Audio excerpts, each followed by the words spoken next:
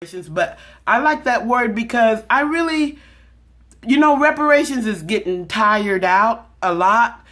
What we are is damaged. We need to be made whole. And the law says that if you damage, you have to make us whole. Well, the moment that we incorporate as a corporation, and we are the same people who were damaged by the U.S. corporation. A lot of people don't understand what I'm talking about. You think of U.S. as a nation, but I'm talking about the U.S. as a corporation. So once we become a corporation, as a corporation, we can sue them for subrogation for our damages. You see what I'm saying? And so that's what we will do. And then we will use that and all of these monies that are coming to us, both is going to be worked upon, where both are raising up from equal rights of the people who want to be an American citizens, the black people who want to be American citizens, and the black people who don't, like myself. I don't want any part of this system. This is the worst country on the planet. Let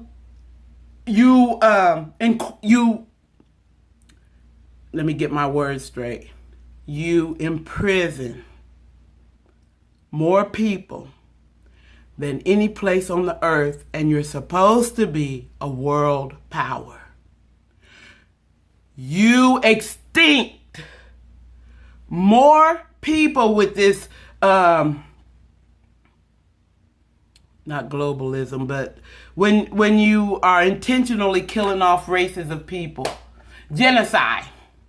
You extinct more people, and you're trying to do more, and you make it legal. America knows what she has done, and she's very guilty of this. She goes and she places guns into black communities and Hispanic communities. She goes and poisons the water, and she goes and poisons the pipelines. And Trump he's loving all of that. He's like, yeah, I'm signing it and you're going to take it and swallow it. You see what I'm saying? So no, I don't want any part of this country because of how you have done people. It's really a situation where, and I guess it's also a personal situation, because not just with the job, after the job, because I am a disabled person, my mom was taken from me by an evil, wicked judge, Warren Hawes, who is corrupt to the bone, for my mom to suffer with no love, no one to hold her or to say, I love you, Mom, you were the best mom. My mother was the best. My brother is like my son now.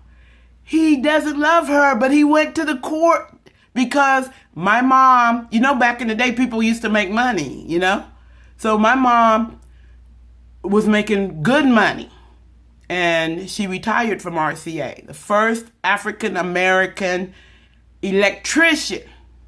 See, my mom and I kind of have similar situations. The only difference is she was stronger bone to take it until she could retire. And I wasn't that strong. And plus my body, by me having high blood pressure and kidney failure, my doctor had told me that if I stayed there, because they couldn't control my blood pressure because of what they were doing to me. Every day I was, being abused to the point where it was getting to the place like every single week I was having to go to the hospital once or twice just to get my blood pressure back down. About falling out because I was letting them get to me. And I didn't know, how do you live under abuse and torture and unfair treatment and don't be upset about it? I didn't know how to do that. So my doctor even told me my heart rate was like 40.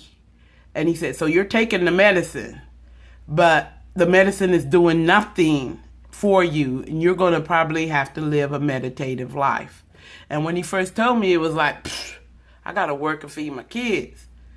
And one day, it had gotten, so bad. And it wasn't like one day. See, this is another thing people don't understand. When you're driven crazy, like Christopher Dorner, you're driven crazy. And it's over a period of time. You won't even know when this crap is happening to you. I escaped it, so I can tell. And nobody can say I'm saying this for something on my benefit because I would have went to jail or whatever. I had gotten to the place where I was planning to kill those people because I was going to die. I knew I was going to die, but I couldn't quit working. How are you going to feed your kids?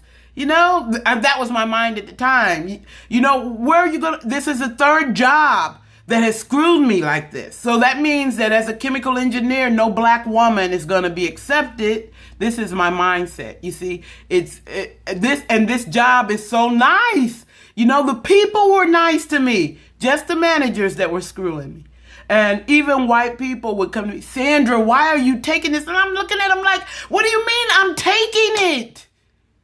Because there were certain situations where they would see, and this would be like a Romanian white. His name was Leon Popovici. He would say, oh, Sandra, why are you taking this?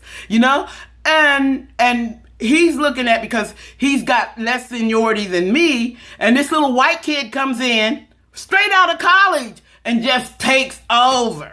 He gets the best car. He gets to, whenever I get a powerful assignment, like for example, you go out on water quality, usually 9 times out of 10, it's going to be nothing. You take the water samples, you test it, and everything is fine. I went out this one time and there was something wrong with the water. And I discovered it. I find it. I come in and I discuss with my boss what's going on and what I want to do to go back out. Well, we're going to send Dave back out with you. That's what the Romanian Leon Popovici, he was so mad at me. And I'm like, but what can I do? He's a boss and what can I do? And I had been writing grievances. I had gone to human relations. I had gone to the EEOC.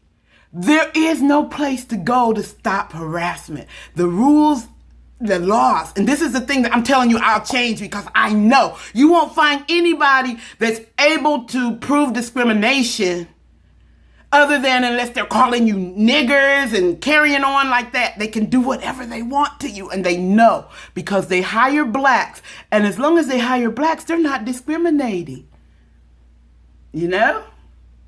So this is why you need me for this. I'll help those laws get fixed. And what we're going to do is we're going to boycott. We're going to boycott the media, Fox and CNN. The corporations I want to boycott, and we can start doing this right now. Right now, let's start doing it. Stop watching Fox. Stop watching CNN. Walmart, McDonald's, P&G. That's Procter & Gamble products. Every time you pick up a product, read it. You'll be surprised. Procter & Gamble. Everything is Procter & Gamble. Minute Maid, Jiffy peanut butter, and all of this stuff. I love Tide. I use all the best stuff. It's so good, But you know what? We need to get these people, if we stop them and bring them to the table, I promise you, we're going to get changes made. And this is what we need to do. Read Coke, the maker of Angel Soft toilet paper. Stop using Angel Soft. And I got Angel Soft right now. I got to stop using it. If you guys will give me the numbers I need, we'll stop using this stuff right now. And then with the numbers, I'm sure that our panel will get together. And I promise you, in 6 months, we're going to come to the table. And they're going to lobby and fix these laws and fix our problems. Okay? Anything by Trump, we're not going to use it. So this, I'm hoping that even all of us can come together. Okay? And, if you look at that, I don't want to be American citizen is a reason for not wanting to stop the corruption. That is a sad day when I'm presenting to you as a fellow human being. I have been tortured all of my adult life. I didn't even know, talk about an ignorant coon, I didn't even know racism still existed when my mom studied telling me, you got to be twice as good, and I'm thinking she's all in the past. All of this because of what happened to her at RCA. I didn't know. I was working regular jobs. Everybody was treating me good as a factory worker, as a secretary, as I worked in restaurants. I've worked in so many different jobs doing that co-op, and I worked at Joliet, the Olin chemical factory, where we were producing phosphate acid inside the pilot plant. I've done so many jobs that I was accepted. How in the world is racism still going on? I didn't know that you're only accepted if you're in your right place. Nigga. That's what happened to me. You see? And the same thing was I just lost my home that I was renting. And this again, I'm going to state this on penalties of perjury. I have been the best tenant as far I pay my rent. I do everything that I am supposed to do as far as not having criminals, no drugs, pay my rent. I'm never late. Was never late. Never. No, the house is not torn up and it's kept in order. Clean. I had a landlord, my landlord before her, where I was paying $425 a month and she knocked $200 off because housing opened up in Marion for me to be paying $109 a month.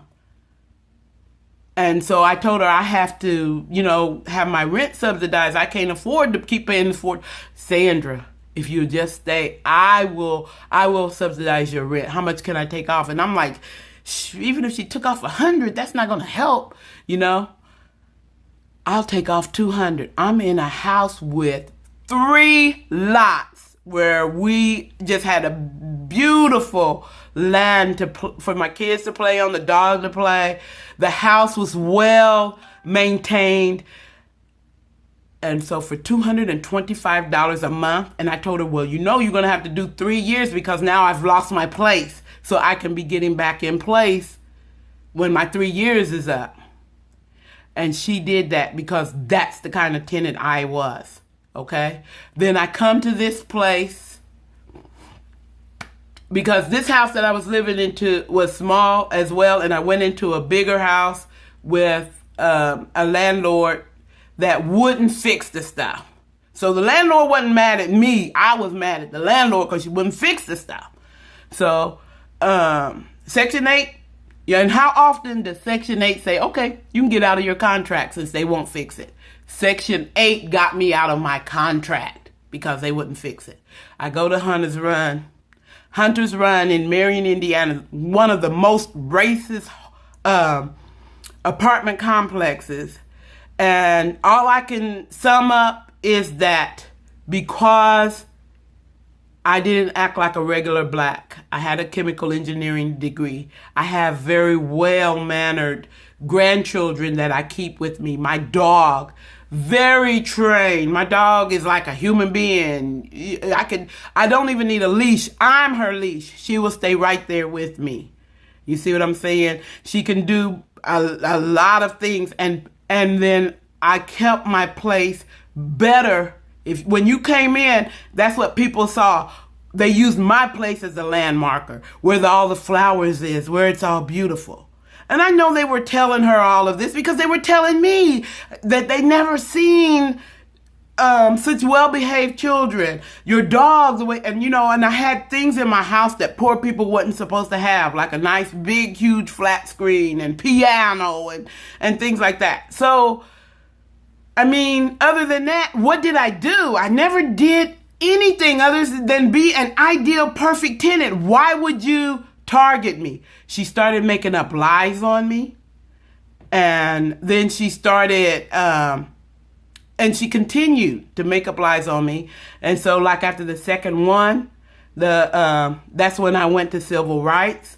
Then my son went, remember I told you about him getting with this younger girl? She's a white girl. And he went to the court at her age of 15, and the judge gave my son the girl, took her from her mother. There was issues, I'm not going to say the issues with the mother.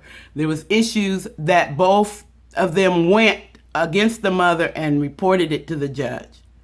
And that's how he won her. So when he won her, he brought her to my house. She sees her come into the house with my son, who had long dreadlocks down to his butt. He had cut them off right before this. So my landlord didn't know it was my son. She stood there and watched this strange guy, because now my son's hair is totally cut short like a regular person. So there's no way she would know. And plus, he doesn't have the same car. And he watches my son, this white woman, and her baby all come into my house and just walk in. On that day, I was told to get my things and get out. I was being evicted for allowing people to move into my house. And of course, I had to get before the same evil Warren Judge Haas. And you know what he did to me? He said he didn't evict me because there was nothing. He couldn't evict me, and I was too bad. Oh, they was hurt. When I asked him to recuse and disqualify himself, he will say that he's going to be fair. How are you being fair when these people brought me to your court with all kind of different accusations that none of them were valid? But they never did anything wrong. I am the racist. And the reason why I'm the racist is because I got so angry the last one, after I told her, after they had threatened to put me out, and I had sent them a cease and desist, and they wouldn't stop. So I was like, okay, I went online, and I was just pissed off, and I went on. I said, this evil bitch is after my home because I'm an uppity nigger. That's the only reason why she wants my home. Those words meant I was racist against her. Now you judge that. How does my calling myself an uppity nigger make me hate white folks? It's in my case. Go look indiana.gov. My case. Can't do nothing about it. Done been to the qualifications, people of Indiana. You can't do anything about it because the system is set up like that. And so you can see I've been through a lot, and we're over an hour now. So what I'm going to do is give you again my information. Please subscribe. Please subscribe. This is my website, www.motherenslaved.com. There's so much I haven't been able to tell you guys. So much. Okay? This is my spiritual name. This is who I am, Ezzrath Baht Shem. I never legally changed my name. And plus, I like for people who know me to find me. So, Ezzrath Baht Shem, I'm on Facebook. Okay? And this is my slave name, Sandra Black. Isn't that irony? Black. But that's my real last name. I was born a black. I am black. I was born a black. I am Sandra Black. Okay? And this is my Facebook group. We have 13,000 people. Make it 1 million now. Come on, you guys. Go there and do that for me. And as you do that for me, I promise you, subscribe and go to Facebook. Subscribe, please. Go to Facebook. And what I will do is I will work my ass off for you. I will be honest with you. I will never lie to you. That's what I commit to you. I will do that if you will elect me to be your liaison into the new paradigm, the change.